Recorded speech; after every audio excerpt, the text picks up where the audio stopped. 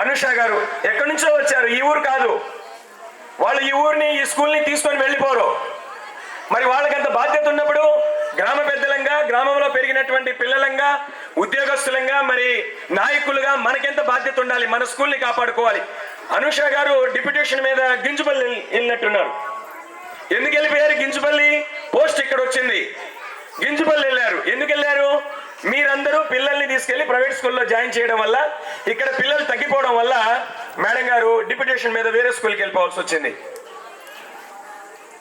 కాబట్టి ఆలోచించండి. మీరు పిల్లల్ని క్రమశిక్షణలో ఉంచడం నేర్పియండి, మన స్కూల్కి పంపించండి.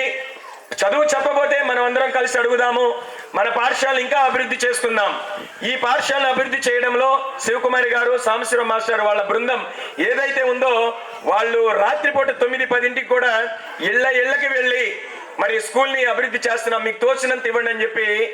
నిజంగా మేడం గారు సత్తెనపల్లిలో ఉన్నా కానీ ఇక్కడ రాత్రి 9-10 వరకు ఉండి అడిగి మరి ఆ తండా ఈ తండా ఊరు అడిగినటువంటి సందర్భాలు ఉన్నాయి. అంత బాధ్యత కలిగి ఉన్నారు కాబట్టి ఈరోజు మనం స్కూల్ని అంత చక్కగా అభివృద్ధి చేసుకోగలిగాము. మరి మేడం గారికి, మేడం గారి బృందానికి నా తరపున, మా ఊరి తరపున మీ అందరికీ కృతజ్ఞతలండి. ఇంకో చివరి విషయం చెప్తాను. పిల్లలకి గారాబం ఉండాలి, భయం ఉండాలి.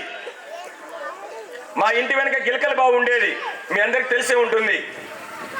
మా అమ్మగారిని ₹1 అడిగా. నేను 6-7 తరగతులు చదివేటప్పుడు ₹1 అడిగా, కొనుక్కుంటానమ్మా ఇవ్వమని. మా అమ్మగారు ఏం చేశారో తెలుసండి? నడుముకు తాడు కట్టి గిలకల బావిలో వదిలిందంట. మా పెద్దక్క తీసుకొచ్చి తర్వాత ఇంకెప్పుడు అడగను అని చెప్తే మా పెద్దక్క వచ్చి ఆ బావిలో నుంచి బయటికి లాగిందంట. మా ఫ్యామిలీ ఎటువంటిదో మీ అందరికి తెలుసు. చాలా పెద్ద కుటుంబం. ఒక 10 ఏళ్ల క్రితం, 7-8 సంవత్సరాల క్రితం బాగా తాగే కుటుంబం ఎవరిది అంటే మా కుటుంబమే.